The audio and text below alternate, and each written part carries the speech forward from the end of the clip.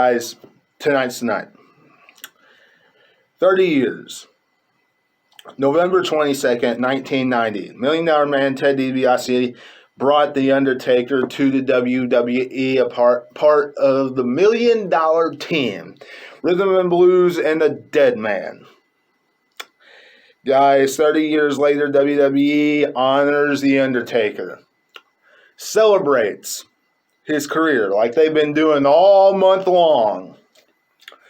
Is this the last time we will see the Dead Man on WWE TV? In my eyes, no. In my eyes, no.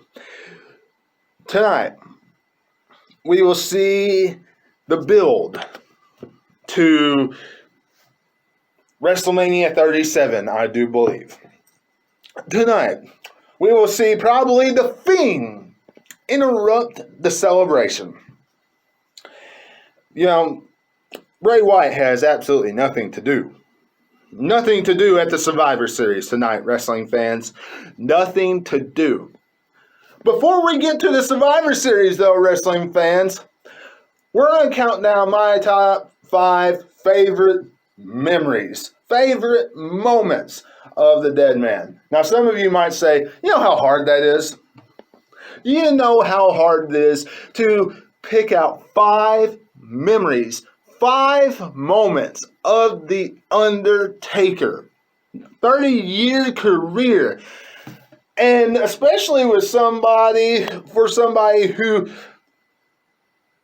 he has been his favorite wrestler for that entire time. That entire time has been his favorite wrestler. Outside maybe of when he first debuted and him and Paul there, was scaring everybody. Was scaring everybody, because I can tell you back in 91, watching Hulk Hogan lose to The Undertaker and stuff like that, I was scared of the Dead Man, just like I know a lot of other little kids was. But wrestling fans, for the majority of the Dead Man's career, The Undertaker has been my favorite wrestler, and any single person, everybody that knows me knows that. And if you have ever been in my household, or if you are one of my closest friends or a family member, and if you come inside and you're watching wrestling, you practically have to be an Undertaker fan. You have to be an Undertaker fan, or there's something wrong. There's something wrong. And everybody that's friends with me or something, we always have that in common, okay? We always have that in common. So, wrestling fans, let's dive into this top 5, because, look, that's why y'all are here, so let's dive into it. Number 5, the 2005 Survivor Series. Look, guys, Randy Orton and The Undertaker. What a rivalry they were having leading up to the 2005 Survivor Series. Randy Orton and The Undertaker, the Legend Killer versus the Legend at WrestleMania. That was a tremendous matchup. A pretty good threat. At the time, Randy Orton wasn't going to win, but it was a really good threat at the time. They made it seem like Randy Orton stood a good chance, but, he wasn't going to win. And then he ended up getting his victory at SummerSlam and a few other victories leading up to Armageddon that year. Even won a casket matchup in a 2-on-1 handicap matchup, him and Cowboy Bob Orton. Tremendous. But leading up to Survivor Series, Undertaker busting through that casket that was set on fire. Absolutely awesome, wrestling fans. That was great. And guys, that led straight into Armageddon. That was brutal. That was great. That busted Cowboy Bob Orton open, busted Randy Orton open. Back when, Hell in a Cell matches were more brutal and violent, and they showed more. Of course, that was back in 2005, so they had more leeway to show more and get more violent.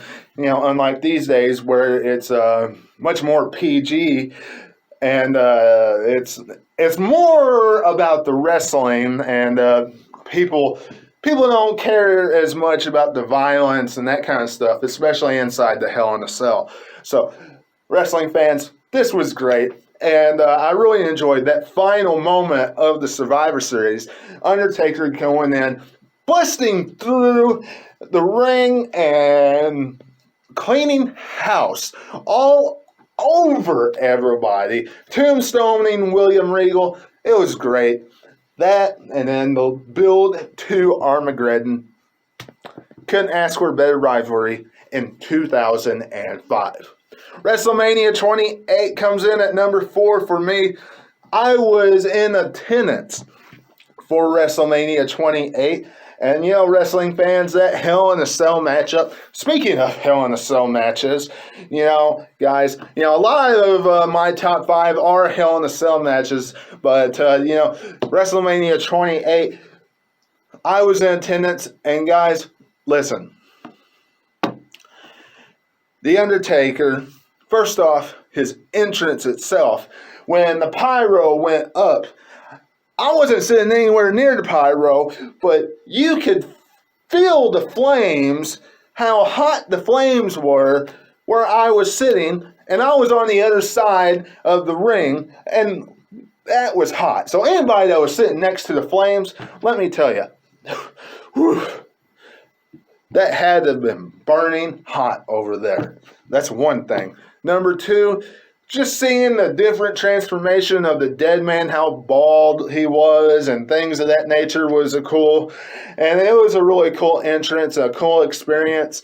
And of course, seeing him 20-0, it was a tease that The Undertaker was going to retire. I thought that would have been a great stamp, on his career to end at 20-0. Of course, it didn't happen.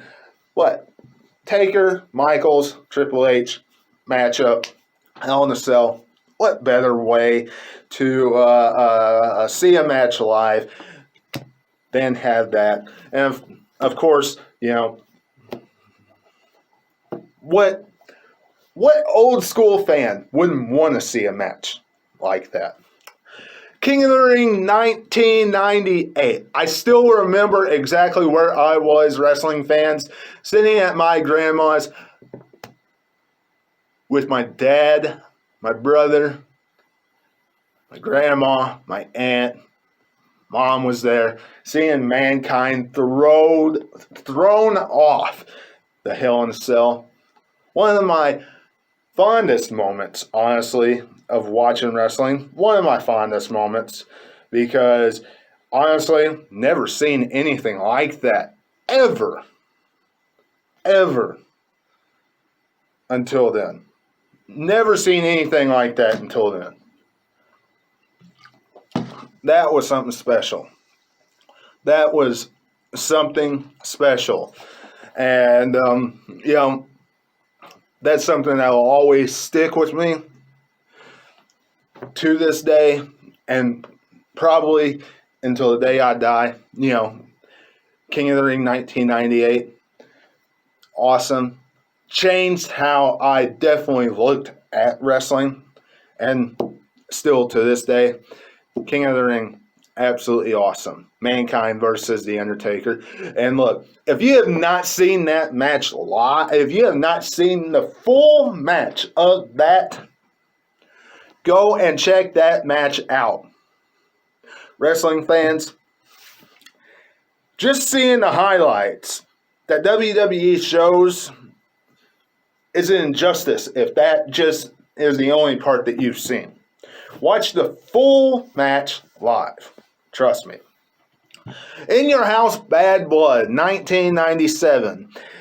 Listen, another Hell in a Cell matchup, I know, and it seems like I'm talking about Hell in a Cell matches a lot.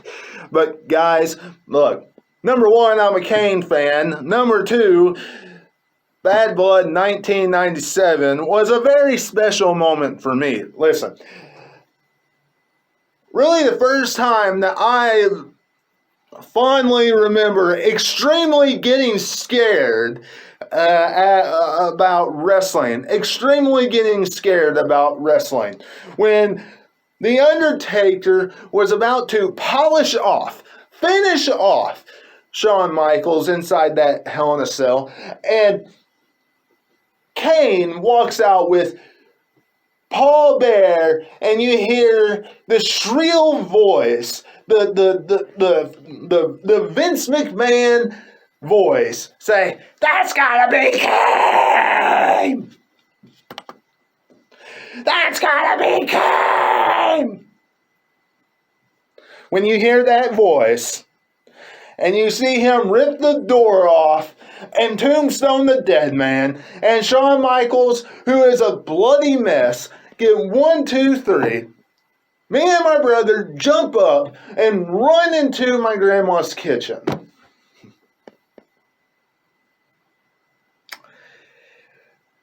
I know, wrestling fans, that's one of my fondest Undertaker moments.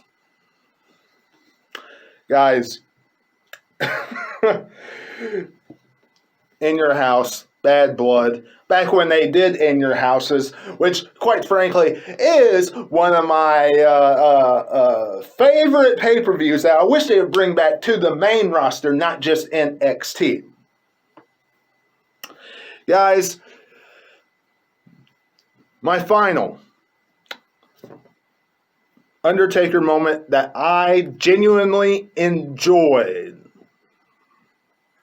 is the 1991 Survivor Series. Some of you might say, how in the world did you enjoy this? You just told us just a minute ago that you were scared to death of The Undertaker when you were little. You know, guys, this is the first pay-per-view that I can remember, that I can actually remember watching. You know, I had the VHS tapes of like SummerSlam 1990 and things of that nature. But, you know, and my grandma and everybody would tell me that, you know, before then we would watch, you know, wrestling and stuff. But Survivor Series 1991, I remember watching with my dad, which to this day he would still say he is not the reason why. He is not the reason why I am a wrestling fan, if my dad was still alive. But to this day, he would say he is not the reason why. But outside of wrestling around with my brother and my friends and stuff like that, I still say my dad is the reason.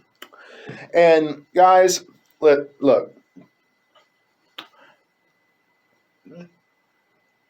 1991 Survivor Series, first pay-per-view I can remember watching. Dad and me watching 91 Survivor Series, Undertaker tombstoning Hulk Hogan flat on the mat onto the steel chair and winning the title. All of that leading up to the Royal Rumble, Tuesday in Texas. Ric Flair winning the WWE Championship, losing it to Macho Man at WrestleMania. That whole story leading up to that Royal Rumble and WrestleMania 8. One of my fondest memories of The Undertaker. The dead man has been a part of my wrestling experience over the past 30 years, 30 plus years of watching wrestling. Without a doubt. He's one of the reasons why I'm still a wrestling fan, without a doubt. But wrestling fans, I know that you all feel the same way. If you have any type of connection of watching the dead man throughout the past 30 years. I know a lot of you feel that same way.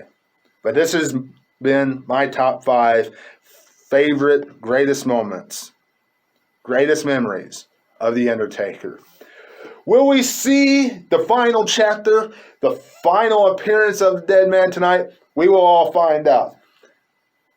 Will we see a build towards WrestleMania 37 tonight? We will find out.